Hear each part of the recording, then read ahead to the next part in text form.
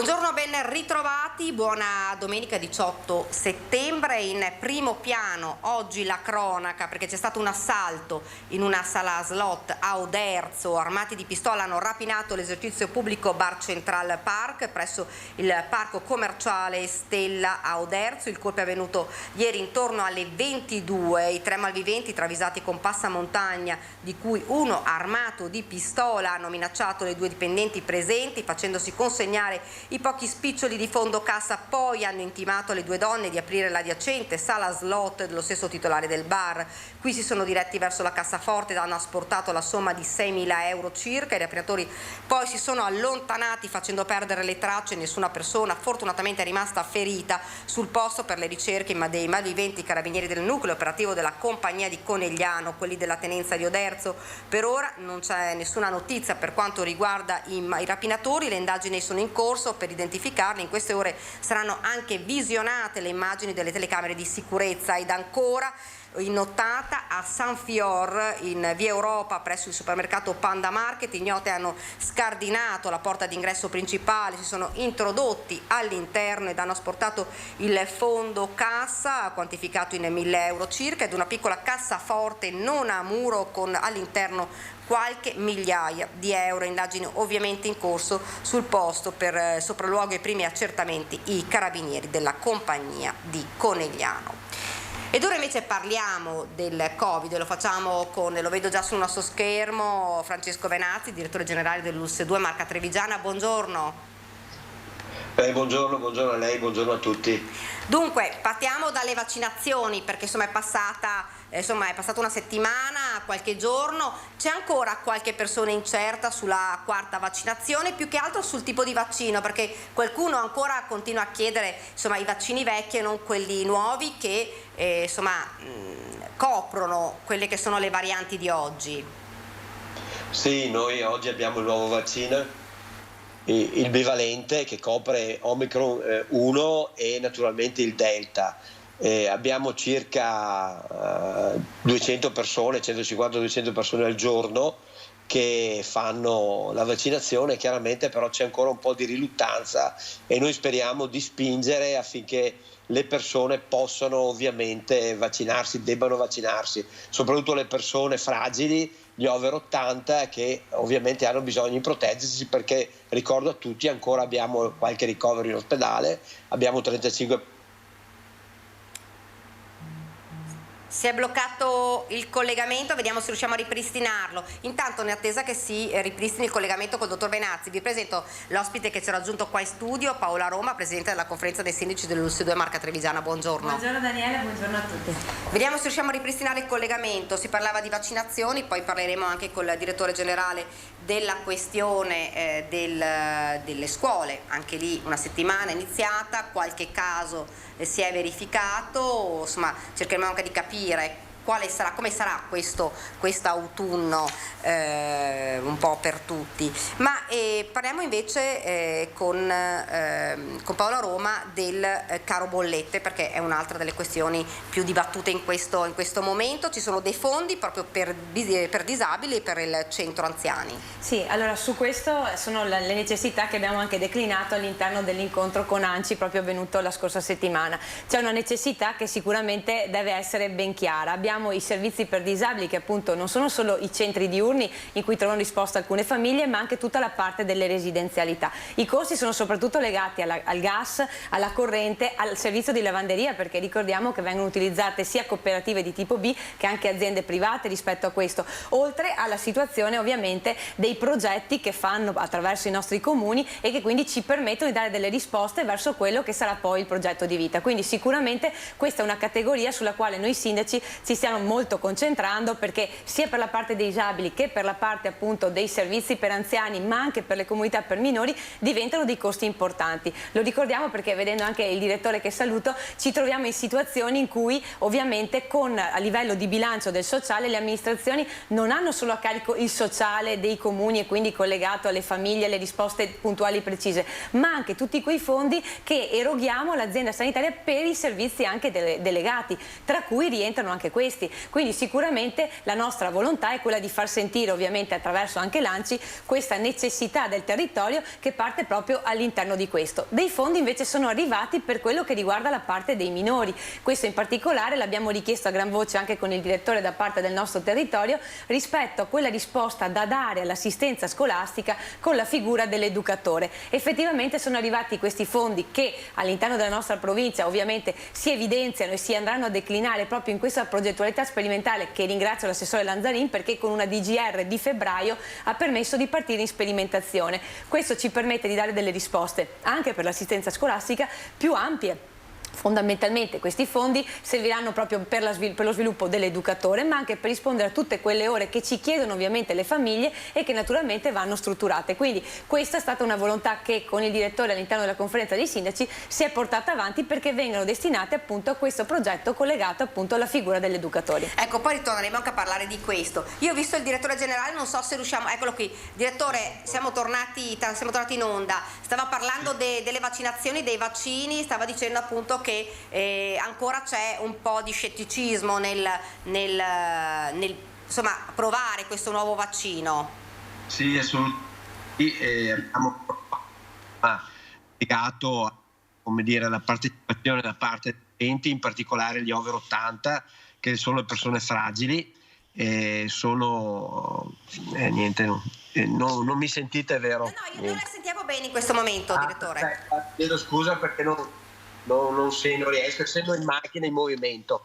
No, dicevo appunto, abbiamo qualche problema con gli over 80, solo il 30% si è vaccinato e purtroppo stanno salendo un po' il tasso di casi, siamo a 2,60 su 100.000. Noi pensavamo fossero i ragazzi, i giovani che vanno a scuola, invece purtroppo abbiamo ancora la positività intorno ai 300-350 su 100.000 nelle persone over 70. Quindi il consiglio che noi diamo di fare questo nuovo vaccino bivalente, il BA1 Omicron 1, in modo tale da proteggersi dall'entrata in ospedale o comunque da una patologia che potrebbe diventare seria. Ecco, questo è ovviamente l'indirizzo che noi chiediamo, è uno sforzo, lo so, però chi dalla terza vaccinazione sono passati 4 mesi, o chi ovviamente ha contratto l'infezione, sono passati 4 mesi, e che è over 70, è persona fragile eccetera, noi consigliamo assolutamente il vaccino. Ecco, lei direttore parlava anche di ricoveri, com'è la situazione attualmente? E attualmente noi abbiamo 35 persone e sono tutte persone anziane, sono tutte persone over 80, proprio perché i giovani, come sappiamo, oggi fanno un raffreddore, una rinite, un po' di febbricolo i primi giorni, poi dopo sicuramente in quarta giornata, in quinta giornata negativizzano e quindi stanno bene. Il problema vero sono le persone fragili, le persone anziane, quindi i ricoveri che oggi abbiamo sono solo di persone fragili.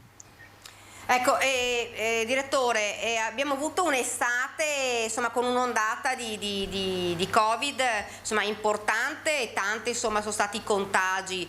Questo vuol dire che insomma potrebbe esserci una buona insomma immunità da parte della popolazione per ottobre, o ci si aspetta comunque una nuova ondata? Allora, noi siamo come dire sempre previdenti, quindi in ogni caso cercheremo sempre di più di fare due cose. Uno, ringrazio e saluto la dottoressa Paola Roma, la presidente della conferenza, perché ci sta dando una grande mano, come ci darà una grande mano per fare la campagna antinfluenzale che partirà già dei primi di ottobre, perché noi abbiamo due compiti. Uno, visto che non utilizziamo più giustamente le mascherine perché dobbiamo socializzare, stare insieme, avremo sicuramente un picco influenzale se non ci vacciniamo. L'altro anno con le mascherine siamo riusciti ad evitare il virus influenzale.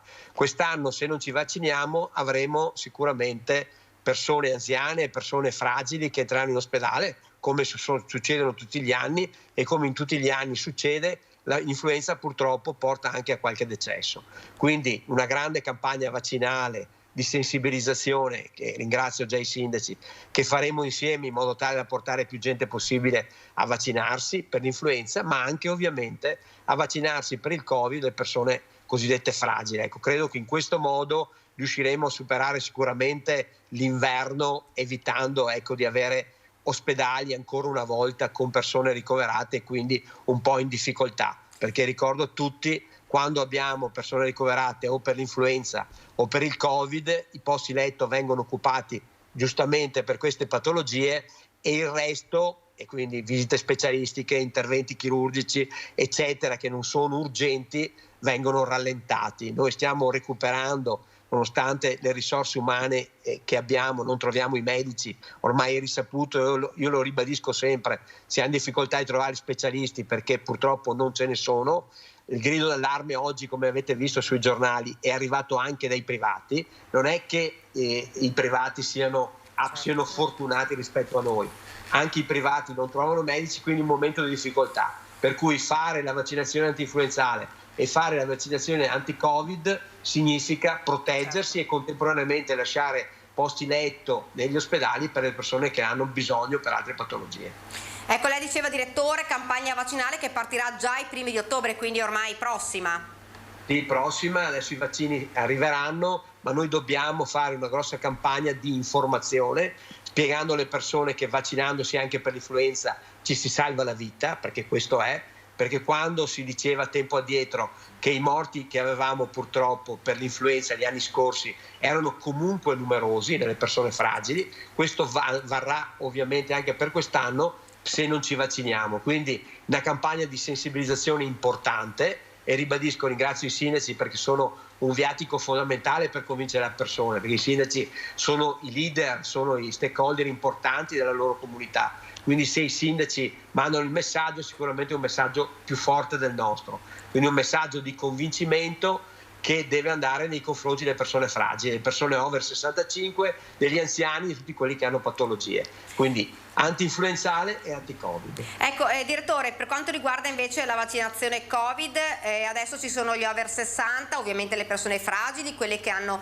delle patologie, quando è che sarà aperta anche agli altri? E guardi, allora già adesso abbiamo gli over 60, agli altri se continua a rimanere come è Omicron 5, BA5, che ormai nella nostra provincia è il 100%, di fatto ha fatto sparire la Delta, la BA1, la BA2, eccetera. Io credo che basta che noi facciamo una campagna seria di vaccinazione negli over 12 che hanno problemi di salute, quindi fragili, e negli over 60. Quando abbiamo coperto queste fasce, e quando dico over 60 non significa solo fragili, ma anche persone che stanno bene, ma che comunque cominciano a essere in età tale da avere qualche problema respiratorio, soprattutto legato al periodo invernale, quando abbiamo coperto queste fasce noi siamo tranquilli, possiamo fare un inverno senza problemi. Ultima domanda, direttore. Scuola è iniziata da una settimana, com'è il bilancio? Abbiamo visto che si sono registrati, insomma, si è registrato qualche caso?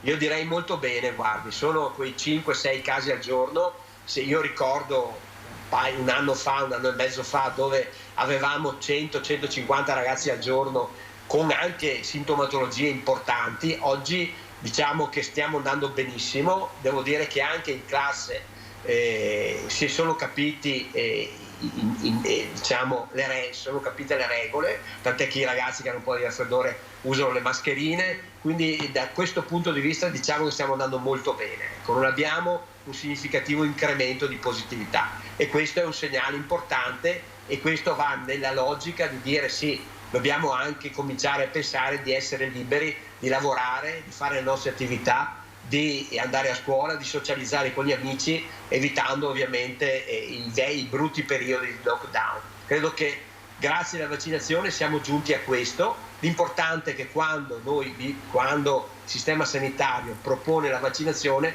lo fa per evitare di tornare indietro, perché ci stiamo godendo nuovamente la vita. Credo che dobbiamo continuare a farlo e quindi solo vaccinandoci riusciamo anche a superare quei brutti momenti che abbiamo, spero, lasciato alle spalle. Direttore, la ringrazio davvero.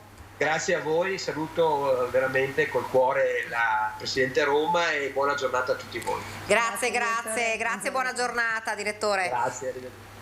Dunque, Stavamo parlando appunto, abbiamo parlato della scuola, fortunatamente la situazione insomma è una situazione positiva, non positiva nel senso del Covid ma positiva nel senso dell'andamento, pochi casi e soprattutto responsabili i ragazzi perché come diceva il direttore mettono la mascherina quando hanno anche solo un raffreddore. Certo, sicuramente questo, e voglio ringraziare anche io il direttore, è stato fatto un bel lavoro di squadra con la dottoressa Sardella, nostro provveditore degli studi, con tutti i dirigenti scolastici, gli insegnanti, il personale ATA e la nostra azienda sanitaria attraverso il Dipartimento di Prevenzione e con la dottoressa Cibin del SISP proprio e la dottoressa Girlando per creare anche questa consapevolezza di un incontro che ci permetta anche di aver dato le regole insieme, oltre a quello regionale che era stato fatto dalla dottoressa Palumbo. Sicuramente è stato importante perché ha coinvolto oltre a tutti i dirigenti anche i sindaci che hanno potuto ovviamente partecipare anche in questa maniera, ma anche la FISM, perché non dimentichiamo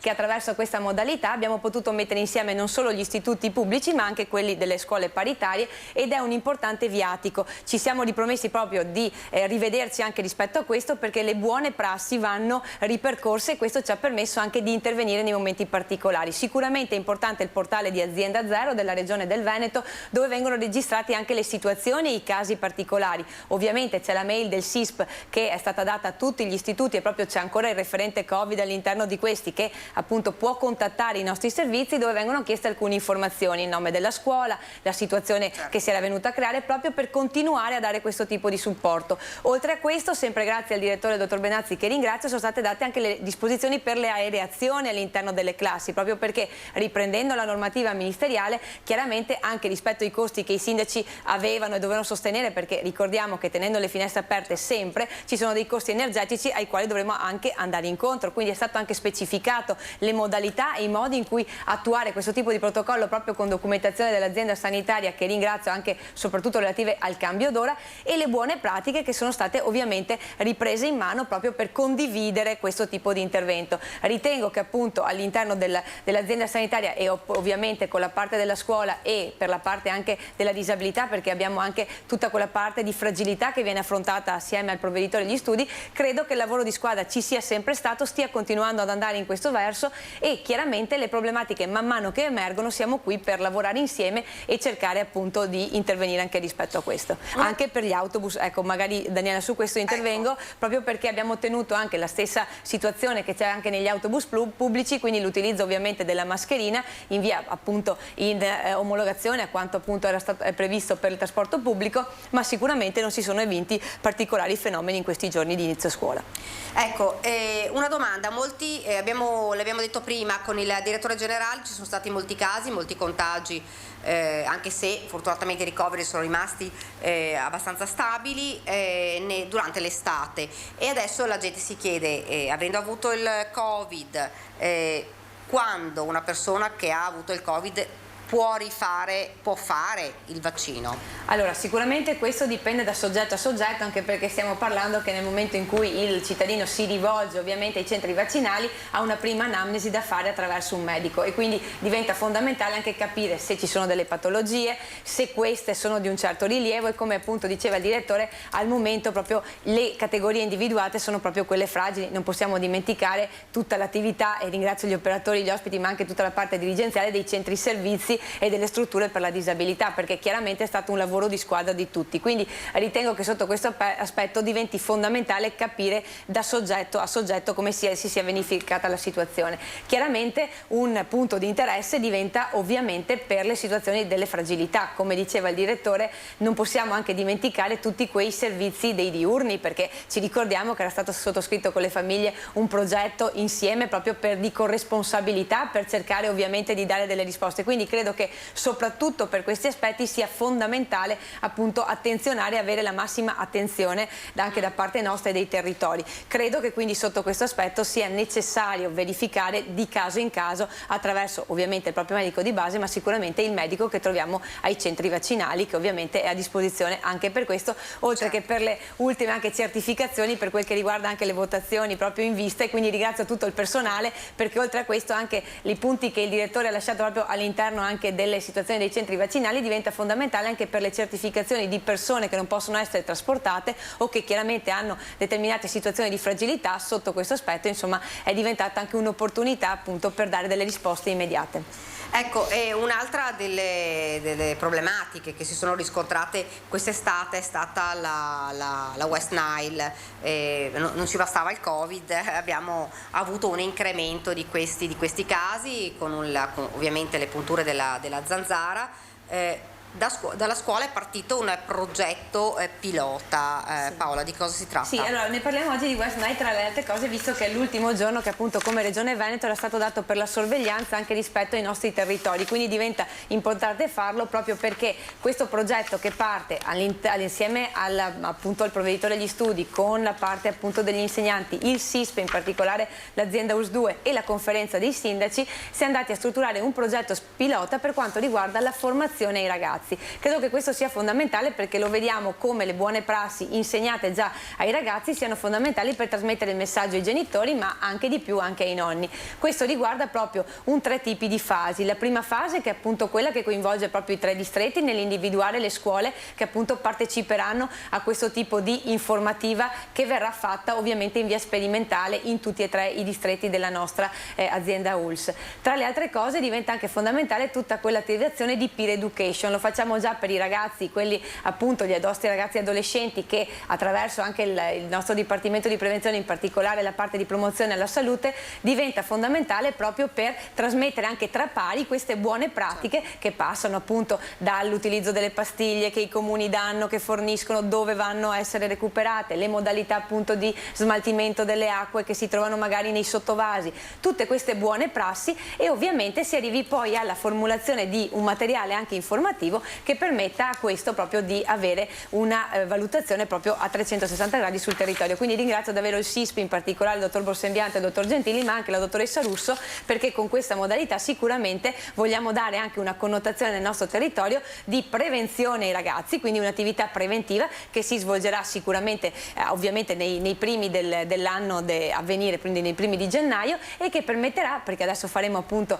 l'indagine per individuare le scuole pilota, darà questa opportunità di portare avanti un progetto sperimentale che, ripeto, avrà sicuramente delle ricadute nel termine della prevenzione, ma credo che, come l'abbiamo visto anche per l'acqua del sindaco e per tutte quelle attività che sono state collegate al risparmio delle acque, e adesso lo faremo anche con i ragazzi nel risparmio energetico, credo che siano fondamentali perché arrivano per primi anche nella lotta ai rifiuti e quindi anche nel rispetto per l'ambiente, arrivano sicuramente per primi non solo i genitori, ma appunto, ripeto, anche ai nonni e tutta quella fascia che appunto fa comunità, e credo che loro siano il più bell'esempio che ci aiuta anche a noi amministratori di vedere una luce anche rispetto alla prevenzione. Ecco, e parliamo poi, torniamo sulla cronaca, parliamo anche dei piani di zona con le manifestazioni di interesse. Sì, allora è aperta appunto all'interno del sito dell'azienda ULSS 2, all'interno proprio della parte informativa, il link piani di zona. Fino al 30 di settembre c'è la possibilità per appunto quei soggetti privati che volessero manifestare il proprio interesse per delle strutture collegate all'area appunto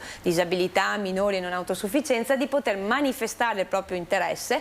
Dopodiché siamo in attesa da parte dell'assessore Lazzarin dell'addendum proprio per la costruzione del piano di zona, e andremo ad individuare queste nuove progettualità. Sicuramente un impegno che tutta la conferenza si è data è circa la situazione dei minori soprattutto e la parte della disabilità, e dei minori si va a parlare anche di strutture ovviamente collegate anche a situazioni di comunità che contengono sia mamma bambino ma anche comunità per minori, ma anche tutto l'aspetto che riguarda i nuovi bisogni, quindi collegati all'autismo e appunto a situazioni di comorbidità con disturbi comportamentali, ma anche a tutta quella parte della disabilità che sicuramente è già esistente nel nostro territorio, ma ha necessità di implementarsi anche rispetto a quel progetto di vita che stiamo cercando di portare avanti, costruito con la famiglia, con appunto il disabile, con l'azienda ULSS e appunto con la comunità che sono appunto i nostri territori.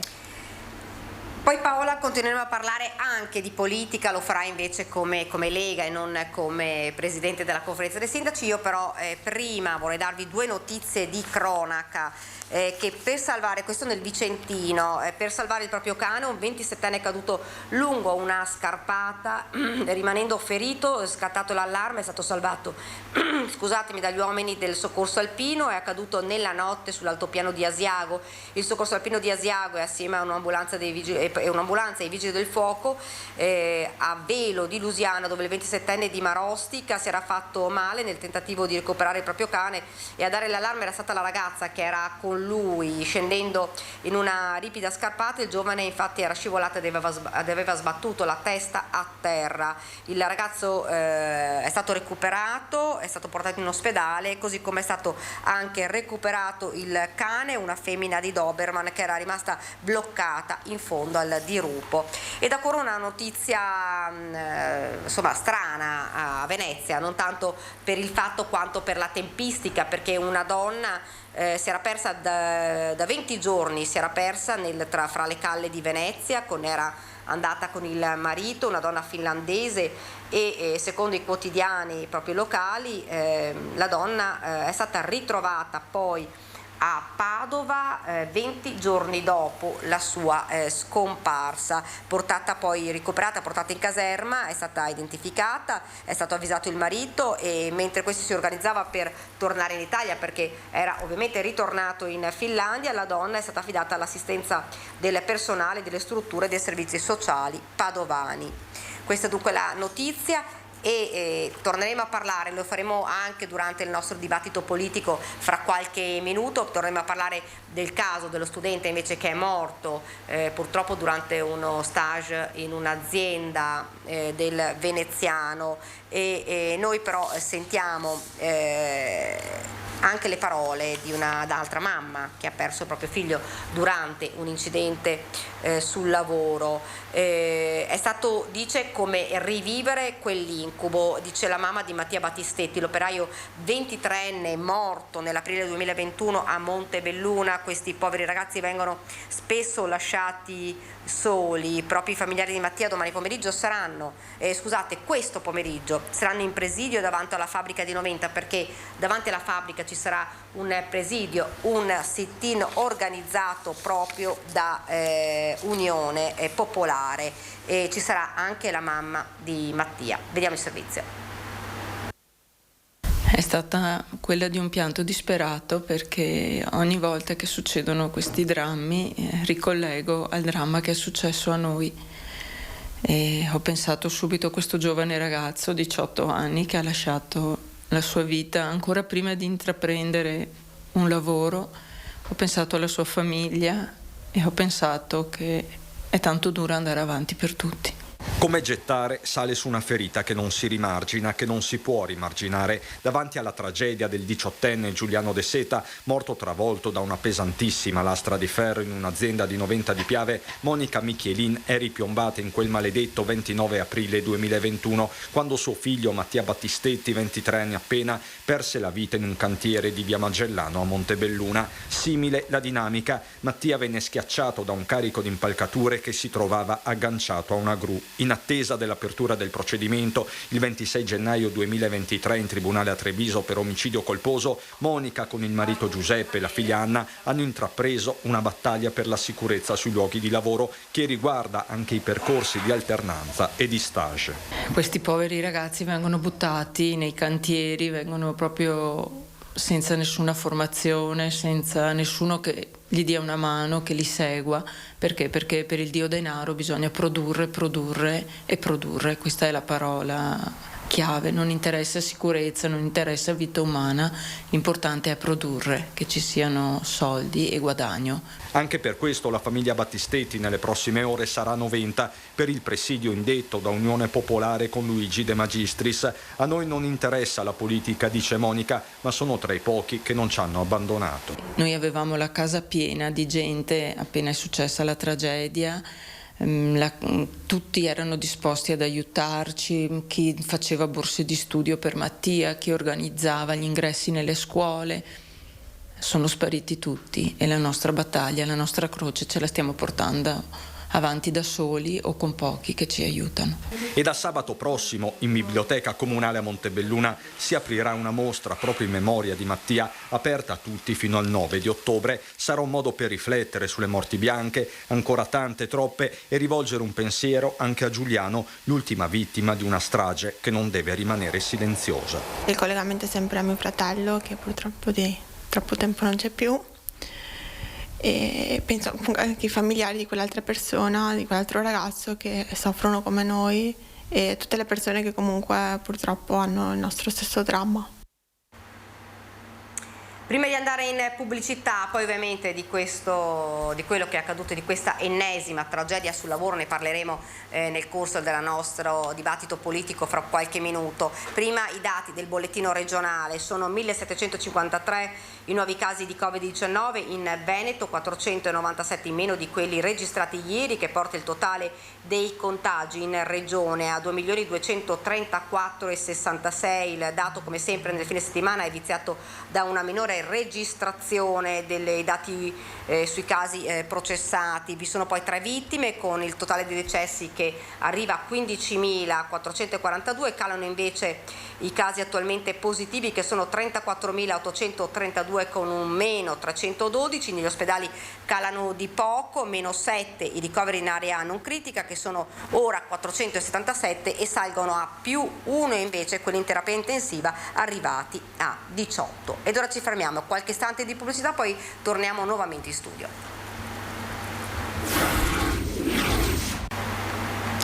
Bene, siamo tornati nuovamente in studio ed apriamo dunque la nostra pagina politica. Vi presento immediatamente gli ospiti che sono qui con noi, che sono Adolfo Urso di Fratelli d'Italia. Buongiorno.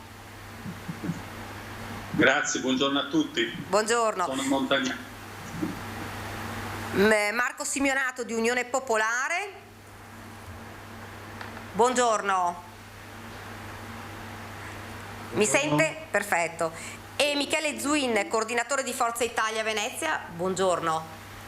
Buongiorno a tutti. E qui in studio è rimasta la nostra Paola Roma, che insomma oggi parla come politico, ora parla come politico come Lega. Buongiorno Paola di nuovamente. Dunque io partirei prima con la notizia che arriva da Pontida, dove c'è il raduno dei leghisti, dove Luca Zaia, il presidente della regione, dice: l'autonomia vale anche la messa in discussione di un governo. Beh, lo chiedo subito a Paola Roma. Beh, sicuramente il Presidente su questo aspetto è ben stato chiaro, e soprattutto quello che ha fatto lui personalmente è stato fondamentale per arrivare, ovviamente, per esempio avere la stampa, che i nostri cittadini sappiano che sono andati a votare per un qualcosa, ed è una cosa necessaria, lo vediamo noi dai territori, non possiamo più attendere certi tipi di situazioni, lo vediamo perché oramai, e ce lo stiamo dicendo da più tempo, tutto arriva ai primi cittadini anche nel dover gestire le situazioni non solo sociali, ma come diceva anche il Presidente Zaia proprio negli scorsi giorni, le necessità sociali passano anche dall'investire sulle famiglie, ma soprattutto anche sulle strutture per disabili, per anziani, perché chiaramente sono la preoccupazione più alta e importante che abbiamo, perché è da lì che si arriva poi alla parte anche delle famiglie. Certo. Sicuramente noi primi cittadini dobbiamo capire bene qual è l'indicazione che ci arriverà poi successivamente, perché chiaramente o sforiamo a livello di bilancio e qualcuno ci consente anche di andare ad un default, differentemente se non ci consentono questo, o ci fanno trattenere le risorse, ma non vedo ulteriori opportunità per i nostri bilanci che, ripeto, quelli del nostro territorio sono sicuramente ampiamente a posto. Urso, secondo lei, quanto dice Luca Zaia? Vediamo se riusciamo, forse si è bloccato il collegamento, quindi lo chiedo a questo punto a Marco Simeonato di Unione Popolare. No, aspetti, ecco, la sento adesso. Mi sente? La sento bene. Allora, io credo che l'autonomia sia un grande bluff e che se avessero in qualche modo farla l'avrebbero già fatta. Io credo invece che l'Unione Popolare è fortemente contraria all'autonomia, perché mette in difficoltà, crea una situazione in cui alcune regioni ricchissime vanno bene, altre regioni meno ricche vanno male. Vediamo che lo stesso Veneto, ogni volta che si trova in una situazione di difficoltà, di calamità, richiama l'intervento dello Stato, e quindi è sempre un'autonomia quando fa comodo. Io non credo che se le risorse vengono trattenute sul territorio e vengono utilizzate per il Mose piuttosto che per la TAV Venezia-Trieste, per grandi opere inutili, sia una cosa migliore per i veneti. Io credo invece che sia necessario fare politiche sì di autonomia territoriale, di prossimità sui comuni e con forti controlli popolari anche sul rispetto del programma dei comuni stessi. Io credo che l'autonomia, così come è stata presentata e per la quale è stato speso una marea di soldi per un referendum inutile, non sia assolutamente la soluzione per i problemi né dei veneti né degli italiani in generale. Poi farò rispondere Paola Roma perché l'ho vista già agguerrita sul referendum che diceva Simeonato, secondo lui una cosa insomma inutile. Poi farò rispondere a Paola Roma, però adesso vorrei sentire Michele Zuin, Forza Italia. Grazie, noi è ben precisa, nel senso che intanto il progetto di legge da cui è nato il referendum è un progetto presentato dall'allora Popolo delle Libertà, dove c'era appunto Forza Italia. L'autonomia, mi spiace contraddire il rappresentante di Unione Popolare, è un'autonomia che può essere, come si è detto, a geometria variabile, cioè non tutte le regioni possono chiedere, o se vogliono chiedere, le stesse materie che può chiedere il Veneto, cioè tutte, ne chiedono di meno e restano sotto l'ombrello dello Stato su determinate materie. Noi abbiamo questa intenzione, come penso gli amici della Lega, ma alla fine anche quelli di Fratelli d'Italia, anche se hanno altre priorità, per noi come per la Lega resta una priorità invece l'autonomia per il Veneto. Lo dimostra anche che nelle regionali del 2020 Forza Italia nel proprio simbolo ha messo appunto la scritta autonomia per il Veneto, per cui noi siamo fortemente convinti che questa sia una delle prime cose che un governo deve fare per dare maggiore appunto autonomia ai territori, che le risorse restano sui territori, e inviterei il rappresentante dell'Unione Popolare a farsi un giro a Venezia quando abbiamo la marea a 1,40 m a dire che il Mose non funziona o non serve. Ecco, quelli che parlano da fuori, che non vivono alla città, del centro storico, quando andiamo sotto acqua, che gli stivali non bastano, li invito a non dire che il Mose non serve, perché negli ultimi anni e mezzo, da quando è stato messo in funzione, tante volte fortunatamente i cittadini veneziani hanno goduto di quest'opera, che si può dire tutto il male che volete, ma una volta che è stata fatta, intanto va implementata e va finita, e comunque già adesso serve moltissimo ai cittadini veneziani, e quindi viva l'autonomia e avanti sull'autonomia. Io non so se riusciamo ad avere il collegamento Skype, oppure avere un collegamento telefonico con Adolfo Urso. Vediamo, eccolo qui. Mi sente adesso? Io la sento, vediamo se riesco a posizionarmi meglio. Comunque io la sento benissimo. Ho ascoltato anche gli interventi che hanno fatto gli altri candidati, e per quanto ci riguarda credo che sia importante, perché i sondaggi ci dicono che dovremmo essere la prima forza politica, quindi è importante quello che noi, Giorgia Meloni, dice in tal proposito, e noi abbiamo detto, e Giorgia Meloni ha detto, che noi siamo garanti del fatto che l'autonomia responsabile, ovviamente, da un'autonomia partecipata all'interno delle cornice costituzionale, come peraltro previsto, sarà realizzata proprio dal nostro governo, da quello che realizzeremo dopo l'elezione del 25 di settembre, insieme ai nostri alleati. Noi abbiamo sempre creduto in questa alleanza di centrodestra, abbiamo sempre lottato perché fosse unita e si presentasse insieme alle elezioni, e oggi possiamo dire che noi siamo garanti. Giorgia Meloni, quando dice una cosa, è quella che pensa, e quando lo afferma è quello che realizza, che l'autonomia è parte integrante del nostro programma di governo, sarà realizzata insieme con il percorso costituzionale che poi ci porterà anche a una repubblica presidenziale. Dico insieme perché il percorso dell'autonomia, come sanno meglio i miei colleghi e in generale i cittadini veneti, è un percorso autonomo all'interno della Carta Costituzionale, quindi non ha bisogno di una riforma istituzionale. Per il Paese ha bisogno anche di una riforma istituzionale per rendere più efficiente il governo, più rispondente a quello che hanno scelto i cittadini, e quindi noi realizzeremo l'autonomia insieme alla Repubblica Presidenziale. Io penso, per essere molto concreto, che i primi 100 giorni del governo saranno dedicati essenzialmente a ridurre il costo del lavoro, a realizzare la prima forma di flat tax incrementale, a sopperire in maniera decisiva all'emergenza energetica, cioè a determinare i processi di crescita dell'Italia, che deve riprendere a crescere, a produrre di più e a realizzare nuova occupazione. Dopo la fase dell'emergenza dei primi 100 giorni dobbiamo mettere subito in atto il cantiere dell'autonomia e la commissione bicamerale per le riforme istituzionali, perché questa è non dico una promessa, un impegno che abbiamo preso tutti insieme nei confronti del Veneto, e in questa legislatura, che per me sarebbe orgoglioso dirlo, con un governo che io mi auguro, decideranno ovviamente gli elettori, possa essere guidato da Giorgia Meloni, raggiungeremo questo obiettivo, come dire, un atto d'amore verso il Veneto, e come anche quel matrimonio indissolubile, per noi è tale, con la Lega, con Forza Italia, con i moderati, cioè col centrodestra italiano.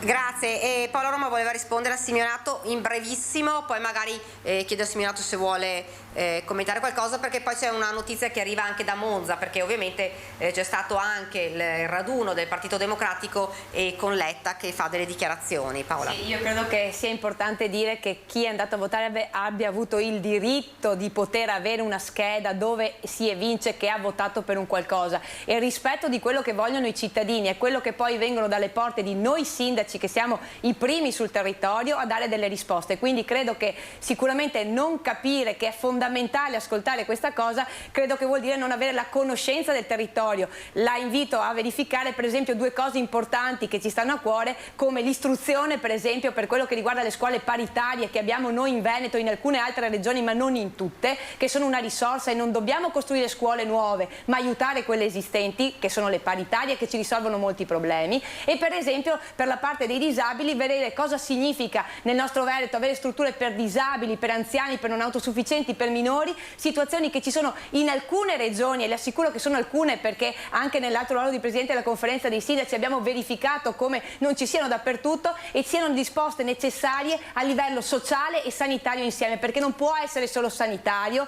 ma il sanitario e il sociale non hanno un'alea in cui si divide tra uno e l'altro. Simeonato, lascio la parola finale su questo argomento a lei. Sì, intanto volevo rispondere a Zuin che io lavoro a San Sebastiano, che quindi lui è proprio fuori tema su questa cosa. Quello che volevo dire io è che il Mose costava all'inizio 500.000 euro, è arrivato a costare 6 miliardi e passa, e ha mandato in galera un'intera classe politica qui nel Veneto, fra cui qualcuno anche a lui molto vicino. Per quanto riguarda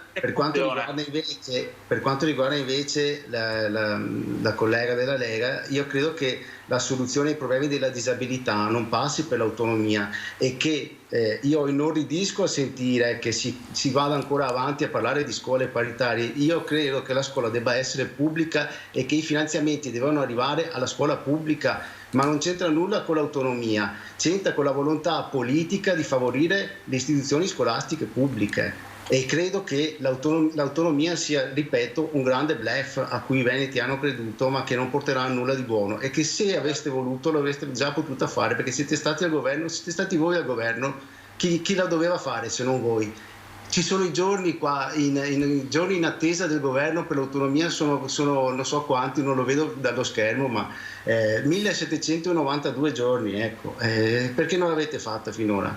Io credo che invece le soluzioni sono passati 5 governi a quel momento, e Fratelli d'Italia è sempre stata all'opposizione. Oggi Giorgia Meloni può garantire che noi al governo, col centrodestra pienamente al governo, scusate, non insieme perché sennò non si riesce a capire. E la nostra garanzia, noi coerenti e trasparenti, raggiungo che le scuole paritarie sono anch'esse pubbliche. Prima e dopo lascio parlare la parola al signor. Sì. Non ho interrotto nessuno. Allora sì, scusatemi, facciamo finire Simeonato, poi lascio la parola a Urso. Scusate, facciamo finire Simeonato perché sennò non si riesce a capire se si parlano. Facciamo finire Simeonato, poi subito la parola a Urso e poi a Zuin. Io finisco, non interrompo nessuno. Nei giorni scorsi ho protetto i Fratelli d'Italia ha fatto una cena 300 imprenditori in cui ha detto una cosa diversa. Io ho detto intanto facciamo il presidenzialismo, l'autonomia dopo vediamo, si vedrà, perché Fratelli d'Italia e la Lega non hanno assolutamente le stesse idee sull'autonomia. Questo è da dire, ci saranno dei contrasti molto forti. Urso. Scusa, posso chiarire una Questa cosa? è la vostra speranza. La nostra certezza invece è il programma che presentiamo agli elettori. Come sanno tutti gli elettori e cittadini italiani, Giorgia Meloni mantiene sempre, a differenza degli altri, a differenza della sinistra, quello che promette, quello che certifica. Lo ha dimostrato in questi 10 anni.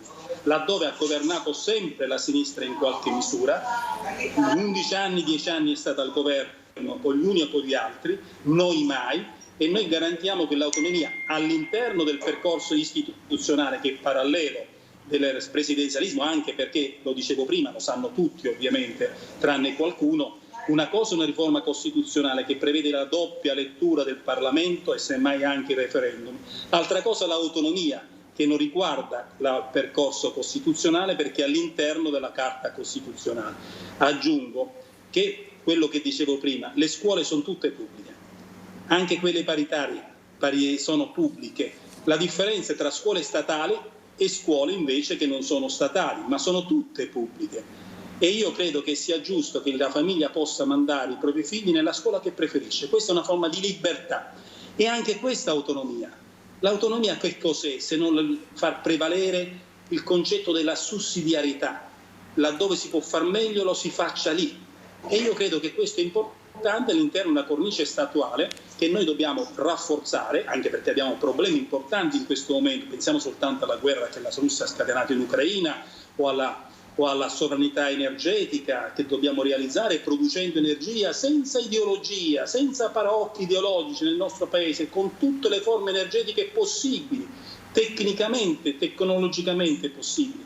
Pensiamo anche alla sovranità alimentare, la guerra del grano l'ha dimostrato, ma non è soltanto quello, bisogna ripensare l'agricoltura per produrre in Italia e in Europa quello che c'è necessario, la nostra autonomia, cioè la nostra sovranità. È quello che è importante, credo che bisogna affrontarlo senza paraocchi ideologici da parte di nessuno.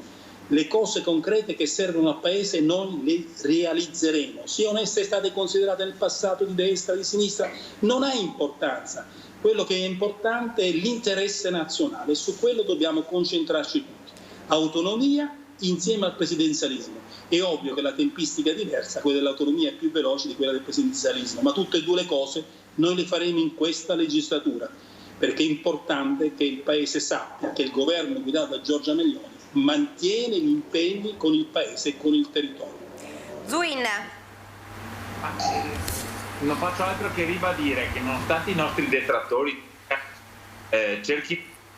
noi diciamo cose diverse, oggi avete avuto 3 rappresentanti, uno di Fratelli d'Italia, uno della Lega e uno di Forza Italia, che dicono esattamente la stessa cosa, cioè che l'autonomia per il Veneto, ma in generale l'autonomia si farà. Ecco, questa è anche la caratteristica del centrodestra, cioè di essere uniti nel programma, ognuno con le sue differenze, ognuno chiaramente porta avanti i propri valori, i propri ideali, noi quelli moderati del centrodestra, il partito fondatore del centrodestra, ma non più di qualche giorno fa Berlusconi ha ribadito su un'intervista al Gazzettino la centralità dell'autonomia, per cui è inutile che cerchino di metterci in cattiva luce su questo, perché come ha detto Urso e la collega della Lega, noi sull'autonomia siamo compatti, vogliamo andare avanti e portarla avanti.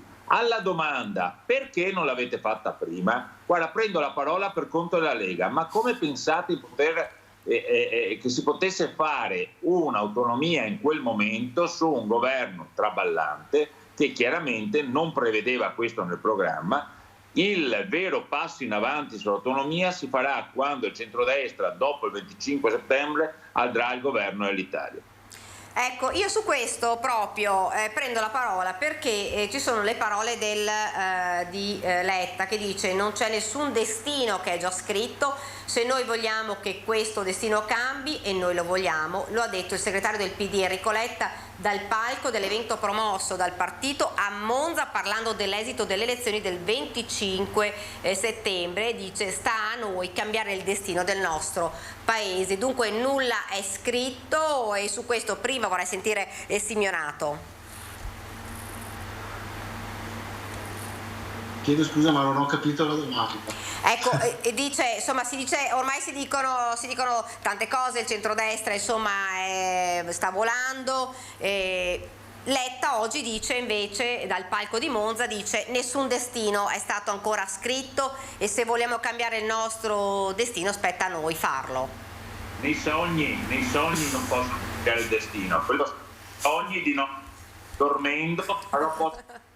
Ricordo che una settimana fa Letta ha detto che bisognava cercare di perdere col minor svantaggio possibile. Oggi è passato una settimana a dire che adesso vince, che ce la possono fare. Ecco, non mi pare proprio il caso, insomma, di dare questo messaggio. Il centrodestra sta giustamente, come diceva lei, volando e andiamo avanti. Lei ha cambiato nome, ha detto la parola a Marco Simeonato e sta parlando lei. Mi spiega perché? Va bene, non c'è problema. Adesso può rispondere Simeonato, poi facciamo parlare anche gli altri. Simeonato, sulle parole di Letta. Sulle parole di Letta io credo che sia un'illusione, cioè io credo che il PD purtroppo è un partito che occupa uno spazio a sinistra nell'immaginario di molte persone, ma dopo fa delle cose di destra e rincorre la destra su dei temi che non sono i suoi. Quindi si candida un po' come brutta coppia dei partiti di destra. Alla fine, quando gli elettori decidono cosa votare, al posto della brutta coppia scelgono l'originale. E non vale neanche il discorso, secondo me, del voto utile, perché l'unico voto utile è quello per l'Unione Popolare, perché invece noi cerchiamo di riportare al centro del dibattito gli argomenti che sono quelli della sinistra e vogliamo fare queste cose che diciamo. Io credo che sia in questa situazione, in questo contesto, al disastro in cui ci stiamo portando rispetto alla guerra, alla crisi climatica, sia necessario un cambio completo di paradigma e questo cambio completo di paradigma passa attraverso tutta una serie di provvedimenti che il PD ha dimostrato di non poter fare, che non vuole fare, perché risponde a delle logiche sicuramente diverse da quelle di cui necessita il Paese. Noi siamo in un Paese in cui ci sono 90 miliardi all'anno di evasione fiscale. Siamo in un paese in cui i 3 miliardari più ricchi d'Italia posseggono la stessa ricchezza di 10 milioni di persone. E qui bisogna cominciare a fare dei discorsi che il PD non è in grado di fare. Bisogna cominciare a parlare di redistribuzione della ricchezza, bisogna cominciare a parlare di patrimoniale, bisogna cominciare a parlare di dare finanziamenti alle cose che contano.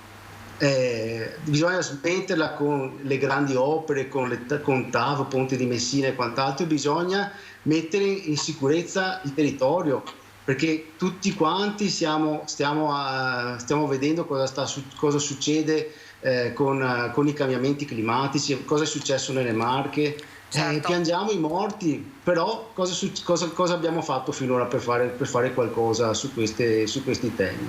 E poi c'è il grande tema del lavoro. Cioè, i provvedimenti come il Jobs Act lasciano il segno e la dignità del lavoro viene prima di tutto. Non può esserci giustizia ambientale se non c'è giustizia sociale. Per cui io credo che questi temi siano illusori, cioè il PD deve fare assolutamente un cambio di marcia, un cambio di rotta che in questo momento a me sembra proprio che non ci sia. Ecco, e per questo mi sono candidato con l'Unione Popolare. Ecco, Simeonato poi fra l'altro ha toccato un argomento di cui vorrei parlare fra pochissimi minuti. Prima vorrei ridare la parola a Zuin in breve, vi prego, perché se no non riusciamo a parlare e a toccare altri argomenti, ed anche Urso su questo. E poi vorrei parlare proprio invece della tragedia che ha colpito il Veneto con la morte di quello studente di 18 anni. Sì, ma di tutta vota Unione Popolare e torna indietro i 40 anni, perché se non ci si rende conto che bisogna affrontare il Paese non con la capanna dello zio Tom, ma affrontando quelle che sono le esigenze del Paese in termini anche di grandi opere. Ho appena detto che al netto di quello che è successo per il Mose, l'opera del Mose funziona. Per cui iniziamo a dire che vanno fatte le cose meglio, sicuramente, ma la strada delle grandi opere non è assolutamente da abbandonare. E tragedie come quelle dell'altro giorno, molto probabilmente con un impegno più pressante sul territorio e cercando di rimediare a quello che è successo nel passato, cioè di costruire, come si è fatto in certi altri posti, sui letti del fiume, dei fiumi, queste sono le cose da evitare. Per cui una politica seria del centrodestra, e non raccontare alla gente che non c'è niente da fare, che bisogna andare avanti, non so, guardando il cielo e sperando che tutto vada bene. Urso e poi Paola Roma. Ogni voto, a chiunque vada, è utile, non esiste il voto inutile, a chiunque vada, ogni voto è prezioso perché è l'espressione della nostra democrazia e delle nostre libertà fondamentali che vogliamo tutelare dai sistemi totalitari, dalla Russia, dalla Cina e chiunque cerca di conculcare questa libertà e questa civiltà che abbiamo duramente conquistato. Ogni voto è utile, sempre. Però bisogna anche aggiungere che vi sono voti utili per il governo ed altri per essere rappresentati, perché la sinistra è colpa sua, non nostra. Mentre noi ci siamo uniti e presentiamo un progetto comune, sottoscritto da tutti, con delle regole chiare su chi sarà magari il leader della coalizione, lo decideranno gli elettori, la sinistra, che era legata solo dal potere, solo dai ministeri, che non ha più idee né progetti da proporre agli elettori, si è divisa quando ha perso il potere, cioè i ministeri. Si è sbriciolato, il campo largo si è diviso in 3 tronconi, poi abbiamo anche Unione Popolare che rispettiamo. Il campo largo di Letta si è diviso in 3 tronconi, ma non per responsabilità nostra, per loro responsabilità. Si sono presentati con 3 ex premier che quando erano al governo sostenevano insieme, perché l'uno è guidato da Renzi, che fino a prova contraria è stato un premier del Partito Democratico, l'altro è guidato da Letta, che è stato un premier del Partito Democratico, l'altro ancora è stato Conte, che è stato un premier appoggiato e votato dal Partito Democratico nel secondo governo Conte. La sinistra, quando c'è da distribuire il potere, da accapararsi del potere, è unita. Quando c'è da sottoporsi al giudizio degli elettori con un programma su cosa vuole fare il futuro, si insulta, si lacera, si divide, si contrappone, perché non hanno un progetto, non hanno delle regole, non sanno cosa dire agli elettori. Allora è giusto, è utile che ciascuno esprime le proprie idee. Il voto che andrà a sinistra sarà un voto di rappresentanza, di opposizione, come giusto e legittimo in democrazia, perché con il sistema elettorale che abbiamo, 1/3 uninominale maggioritario e 2/3 proporzionali con sbarramento, sapete cosa significa questo rispetto al voto che il centrodestra dà. E potrebbe essere anche che il 5 Stelle superi il Partito Democratico, certo. Ma questo è nel campo dell'opposizione e noi siamo preoccupati di questo, non del superamento del Partito Democratico, siamo preoccupati che nella prossima legislatura, quella che sta per nascere, di fronte a un governo che ha una larghissima maggioranza parlamentare ed è coeso, unito, vi siano 3 o 4 opposizioni tra loro contrapposte. Noi siamo preoccupati perché vorremmo che ci fosse un interlocutore chiaro e rappresentativo della sinistra italiana. Qualunque essa sia, qualunque decidono gli elettori deve essere più rappresentativa dell'altro, Unione Popolare, 5 Stelle oppure Partito Democratico o se vogliamo anche Renzi e Calenda, qualunque sia l'opposizione che prevalga, noi preferiremmo che ci fosse un'opposizione compatta e coesa, capace un giorno di candidarsi alla guida del Paese. Certo. Però toccherà a noi farlo e lo faremo bene, ve lo assicuro. Paola Roma, magari un po' più brevi perché così riusciamo a parlare anche di altri argomenti. Sì, credo che sia fondamentale in questo momento intanto pensare che fino all'ultimo momento ovviamente dobbiamo recuperare il voto degli elettori e non lo do per scontato perché dobbiamo ricreare questa volontà dei cittadini di esercitare un diritto e un dovere, di non rimanere degli semplici spettatori alla finestra, ma sicuramente di partecipare. Quindi questa è la prima cosa. La seconda cosa è che credo che, come diceva l'esponente di Forza Italia, sia impossibile non passare per le grandi opere strutturali, e parlo anche sotto il profilo degli aspetti di cui si citava prima delle Marche. Io sono sindaco di un comune che col fiume Piave ha molto a che vedere, sappiamo che è un fiume sacro alla patria che mette in difficoltà le popolazioni, stiamo facendo di tutto per portarle fuori da quell'area, ma sicuramente gli interventi strutturali devono essere fatti perché si parla di sicurezza delle persone e ricordo che chi osteggia questo deve rispondere anche personalmente, anche a livello penale. Quindi credo che su queste non si può trascendere, soprattutto perché si tratta di sicurezza e di vita delle persone. Ci fermiamo, pochi istanti di pubblicità, poi torniamo in studio perché, come detto prima, parleremo anche dello studente morto, argomento insomma che è dibattuto sul discorso degli stage nelle aziende, della sicurezza sui posti di lavoro. Oggi vi ricordo ci sarà un presidio proprio di Unione Popolare proprio davanti all'azienda per far sentire la voce, per cercare di trovare delle soluzioni perché si possa andare a lavorare, si deve andare a lavorare in sicurezza. Pubblicità, poi torniamo in studio. Rieccoci nuovamente in studio, l'avevo anticipato prima, parliamo della tragedia che ha colpito tutto il Veneto, tutta l'Italia, perché un ragazzo di appena 18 anni è morto sul luogo di lavoro mentre stava facendo uno stage e oggi, come vi ho detto, c'è un presidio davanti all'azienda per far sentire insomma, la voce di chi insomma, questi lutti non li vuole più insomma, morire lavorando. Simeonato, perché proprio è Unione Popolare che va davanti all'azienda. Sì, oggi pomeriggio saremo in presidio alla BC Service di Noventa per dimostrare solidarietà nei confronti della famiglia di Giuliano De Seta, 18 anni.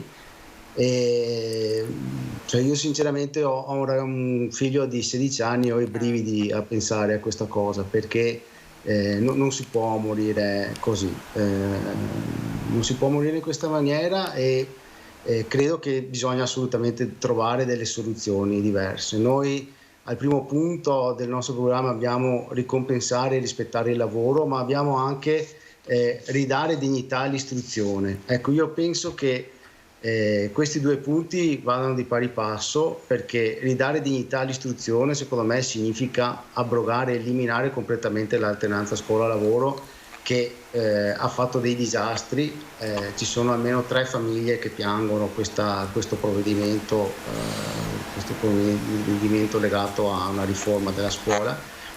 E inoltre bisogna riportare al centro il tema delle morti sul lavoro, che insistiamo a parlare di morti sul lavoro, il mainstream parla di morti sul lavoro, ma in realtà sono omicidi sul lavoro, sono degli omicidi colposi perché si sa benissimo che è necessario rispettare delle norme di sicurezza che sono sempre costose, ma il problema è che bisogna rimettere al centro la persona, cioè il lavoro deve essere retribuito in maniera equa, il lavoro deve essere una cosa che serve per la vita, ma non che ti consuma, che ti fa ammalare, ti fa morire. Cioè, io credo che su questa cosa non sia più possibile transigere e questa cosa passa per l'eliminazione di tutti quei contratti di precariato, di tutte quelle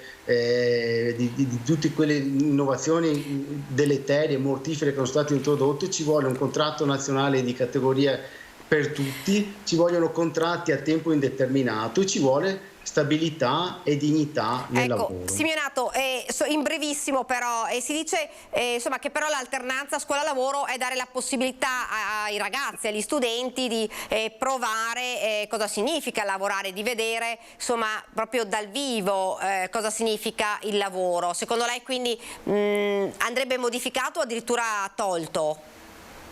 Secondo me andrebbe tolto perché i giovani che devono studiare, punto. Il lavoro devono avere coscienza di cos'è. Benissimo, prevediamo che vadano a vedere come si svolge il lavoro in alcune fabbriche, ma l'alternanza scuola-lavoro così com'è adesso va tolta, cioè non può essere, è una forma di sfruttamento in cui questi ragazzi vengono mandati allo sbando e vanno a lavorare gratis di fatto. Non può essere una cosa di questo genere, nessuno lavora gratis e nessuno deve essere mandato allo sbando. Urso è d'accordo su questo? Innanzitutto un pensiero va ovviamente alla famiglia, al giovane che ha perso la vita.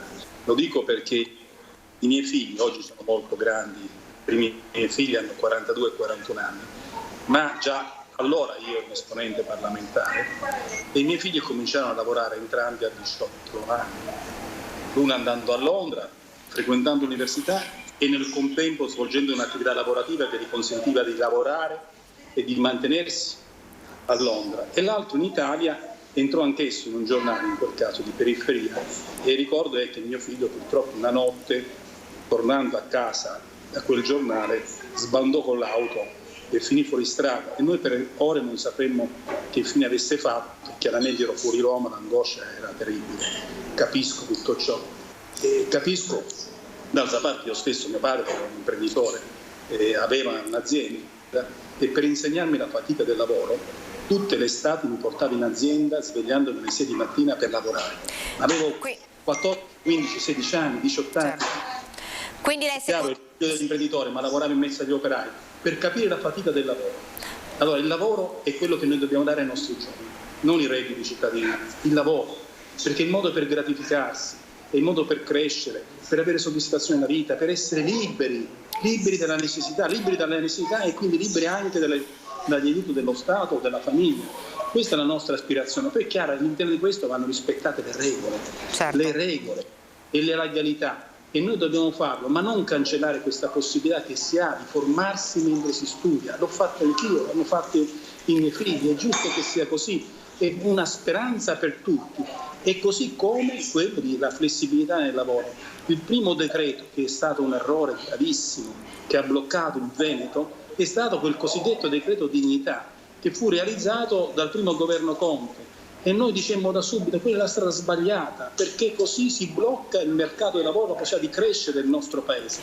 Ecco, mi scusi. crediamo che sia necessario farlo. Noi vorremmo ripristinare i voucher per l'agricoltura, i voucher per il turismo, i voucher per il lavoro casalingo, e i voucher defiscalizzati, cioè benefici integrali del lavoratore. Noi dobbiamo rimettere in moto i meccanismi della crescita, nella piena legalità. Chi sbaglia deve pagare severamente, come abbiamo sempre detto, senza sconti, la giustizia per chi sbaglia. Non a caso abbiamo candidato Nordio in Veneto, senza sconti per la giustizia. Chi sbaglia paga al Mose, come tanto più per la morte di un bambino o di un ragazzo, laddove sia un incidente nella scuola piuttosto che un incidente nella fabbrica. Quello è ancora più grave, perché quel ragazzo si sta formando al lavoro. Il lavoro serve a tutti, serve a mantenere la nostra società libera. Michele Zuin, secondo lei alternanza scuola-lavoro andrebbe modificato il sistema, oppure secondo lei qualcosa deve cambiare o dovrebbe essere cancellato?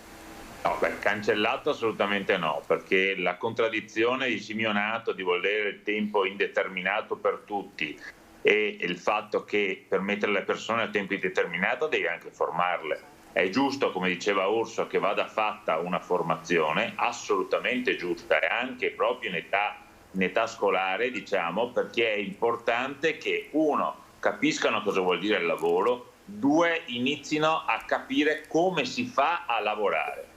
Certo, va sicuramente, nell'onda di questi ultimi incidenti che ci sono stati, riformata la cosa con l'introduzione, ad esempio, di un tutor, di qualcuno che segua queste persone, proprio passo passo, perché è un investimento che le aziende devono fare nei confronti dei giovani, per poi avere delle persone che entrano in azienda e sanno già lavorare.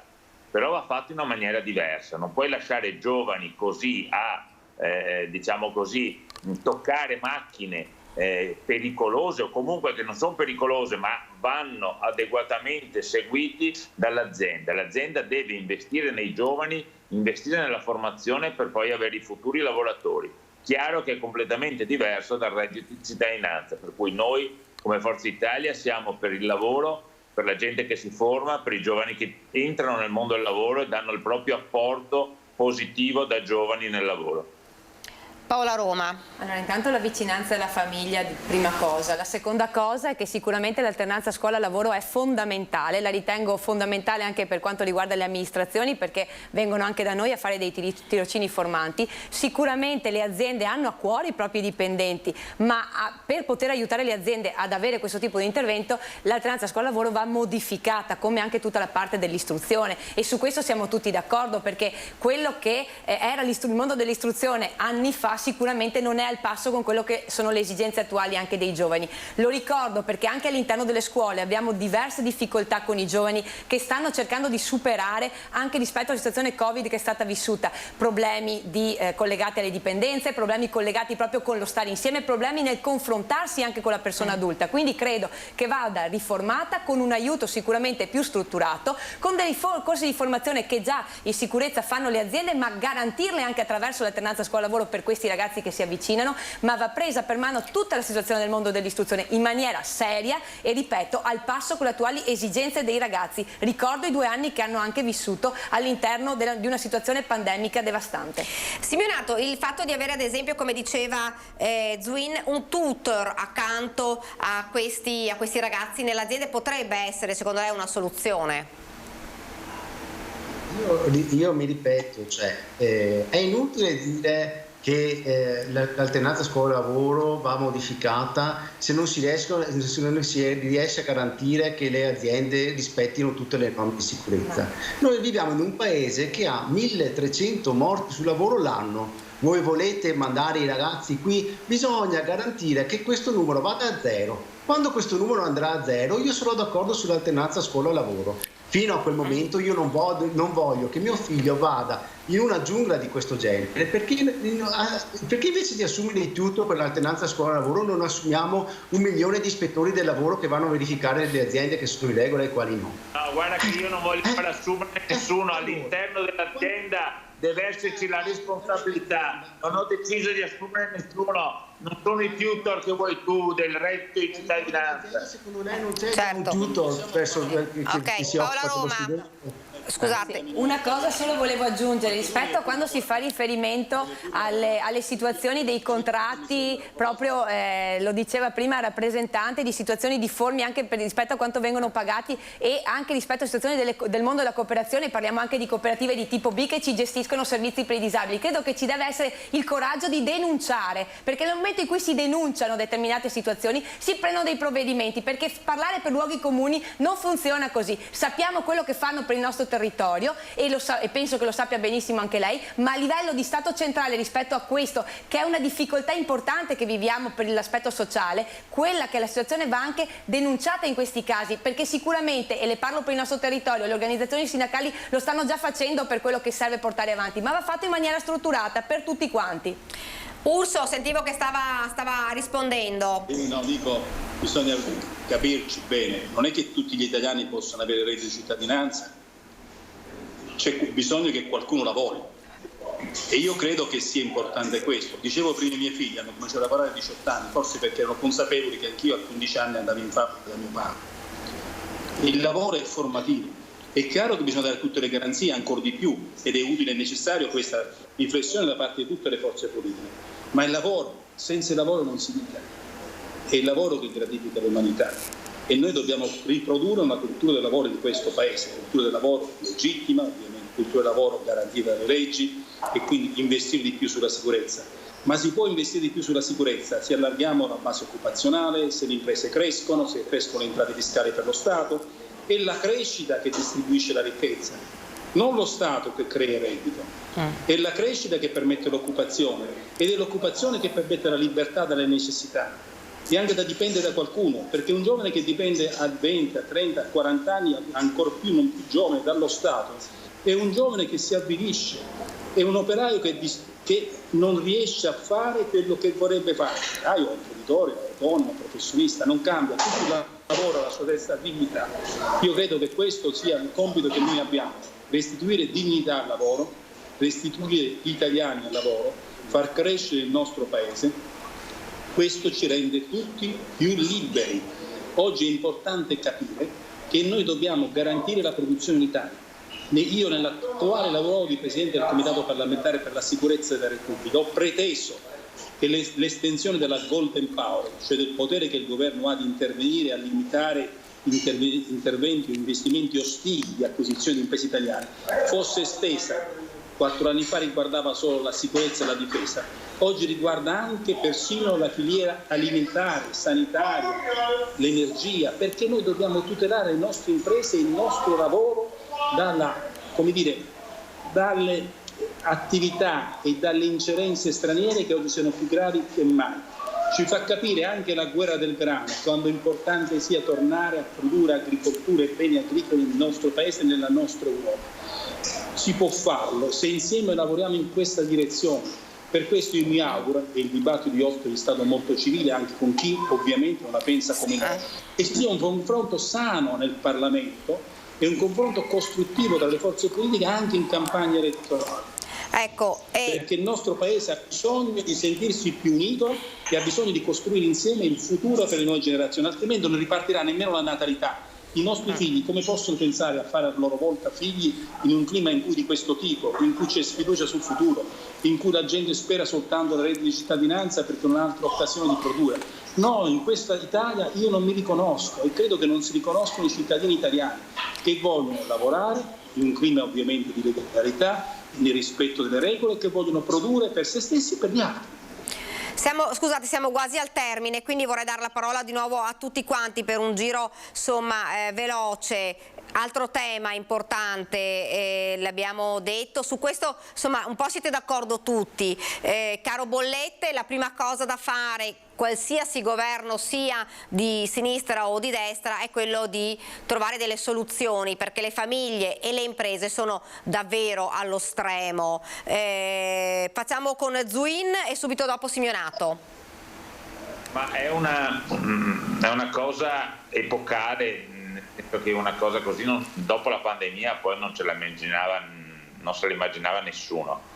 È chiaro che l'intervento deve essere diretto, importante, deve essere fatto dal governo, deve essere fatto dal ruolo centrale. Io sono un amministratore e anche gli enti locali e anche le società partecipate locali hanno bisogno di un intervento diretto da parte dello Stato. Non sono dell'opinione che debba essere fatto per forza a debito, con uno scostamento di bilancio. Possiamo tranquillamente trovare le risorse, trovare metodi per cercare di far partecipare quelli che in questo momento sono imprese che stanno anche speculando su questo, per riuscire a dare poi maggiore sostegno sia alle famiglie sia alle imprese. Simeonato, in breve perché mancano pochi minuti. Sì, io vorrei anche replicare però sul reddito di cittadinanza, che è stato nominato tante volte. Allora, il reddito di cittadinanza, la media delle famiglie venete per esempio ha preso 460 euro. Allora, dire che il reddito di cittadinanza è in concorrenza con il lavoro e che la gente non va a lavorare perché c'è il reddito di cittadinanza, significa dire che le imprese danno una paga da fame, non danno dignità al lavoro. Le persone per un lavoro decente, che viene retribuito decentemente, vanno a lavorare. E ricordatevi che questo provvedimento, il Presidente dell'Istat ha detto che ha tolto dalla soglia di povertà 1 milione di persone. Per cui io penso che questo sì sia un provvedimento che va allargato e corretto, ma che va mantenuto assolutamente per lasciare sopra la soglia di povertà più persone possibili. E questo l'ho detto. Sul discorso del caro bollette, allora ci sono 2 elementi. Allora c'è il fatto che questo mercato è lasciato che questi prodotti siano lasciati al libero mercato selvaggio, e qui abbiamo un articolo del Domani che dice che le 6 maggiori imprese petrolifere hanno fatto 75 miliardi di extra profitti. E questo non è vero che non se lo immaginava nessuno dopo la pandemia, perché già a dicembre 2020 c'erano degli articoli che parlavano di un possibile overshooting per come funzionava il mercato, perché il mercato funziona su una scommessa sulle quantità, e sulla ripresa dopo il Covid tutti quanti avevano già individuato questo tipo di problema. Allora bisogna prima di tutto togliere dall'arbitrio del libero mercato le risorse che sono beni comuni, e bisogna nazionalizzare le imprese che portano energia, primo. Secondo, bisogna trovare delle strategie per uscire dalla guerra. Chi continua ad alimentare questa guerra è un irresponsabile, primo perché la guerra porta distruzione e morte e siamo a rischio, e secondo perché non siamo in grado di sostenerla economicamente. Finché non si intraprende una forte azione diplomatica per uscire dalla guerra, questa situazione si protrarrà all'infinito. Urso, velocemente perché sono proprio in chiusura. Il sostegno, le armi anti-italiane all'Ucraina hanno avuto effetto. Gli ucraini hanno liberato parte del proprio territorio. Le sanzioni alla Russia hanno avuto effetto perché la Russia non è riuscita a ricostruire il proprio armamento militare e quindi non riesce più a reagire. Quindi la libertà si conquista anche e si difende anche con le armi e con le sanzioni, la libertà di tutti. Secondo, per quanto riguarda l'energia, l'Europa deve assolutamente intervenire col tetto al prezzo del gas e del petrolio nei confronti dell'energia russa e nel contempo col disallineamento tra il prezzo del gas e il prezzo dell'energia. Quegli extra profitti sono fatti dalle aziende energetiche che producono energia non con il gas, ma con l'idroelettrico, con il carbone, col nucleare, con qualunque altra forma, perché lo vendono al prezzo del gas. È assurdo. Prima era così perché il gas era il prezzo più stabile e più basso. Oggi non si può collegare direttamente il prezzo dell'energia elettrica, prodotto anche da altre fonti, con quello del gas, che è dato il prezzo più alto e il più stabile al mondo. Però aggiungo, è assolutamente necessario un intervento nazionale a compensare imprese e famiglie e nel contempo a produrre più energia in Italia. Certo. 13 anni fa producevamo 13 miliardi di metri cubi di gas dai nostri pozzi, dagli attuali, oggi solo 3. I 10 che ci mancano l'abbiamo comprato dalla Russia, una follia. Il gas nostro, l'Adriatico, viene estratto dalla Croazia, 70 miliardi di metri cubi di gas, una follia. Sì. Bisogna produrre energia sui capannoni, consentire a chiunque abbia una casa, un capannone, di installare il suo pannello elettrico, pannello fotovoltaico. È assolutamente necessario.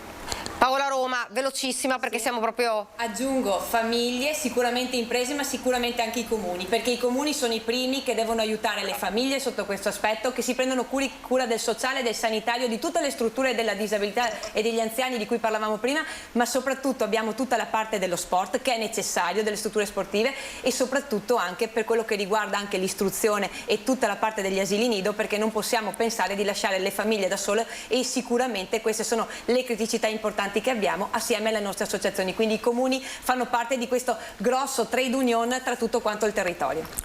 Siamo arrivati al termine, io ringrazio subito Marco Simeonato di Unione Popolare, grazie, poi probabilmente la troviamo, verrà anche lei lì nell'azienda? Perfetto. Sì, ci sarò anch'io oggi pomeriggio.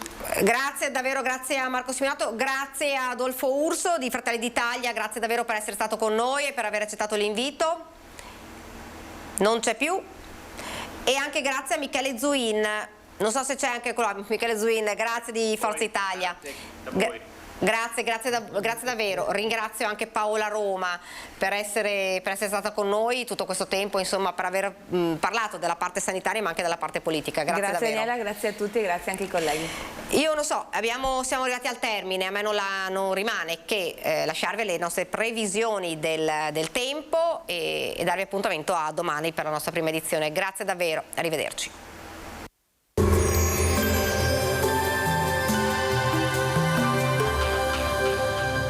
Cooperativa Agricola Volpago offre carne fresca di prima qualità. Ci trovi a Volpago del Montello, Pieve del Grappa, Tre Baseleghe e presso lo spaccio del contadino a Dolo e Massanzago.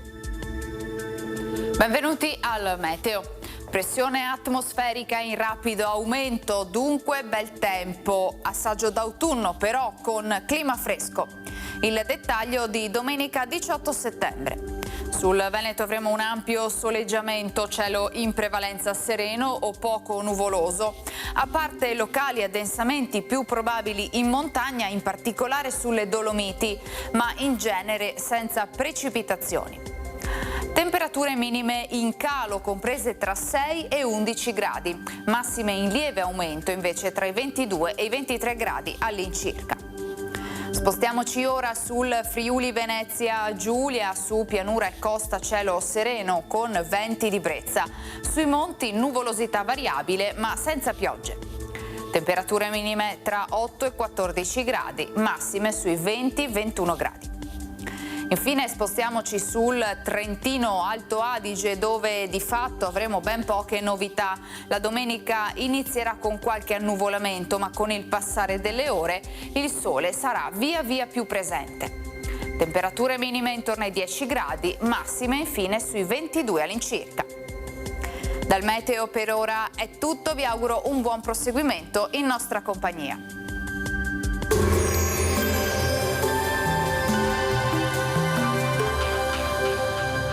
Cooperativa Agricola Volpago offre carne fresca di prima qualità. Ci trovi a Volpago del Montello, Pieve del Grappa, Tre Baseleghe e presso lo spaccio del contadino a Dolo e Massanzago.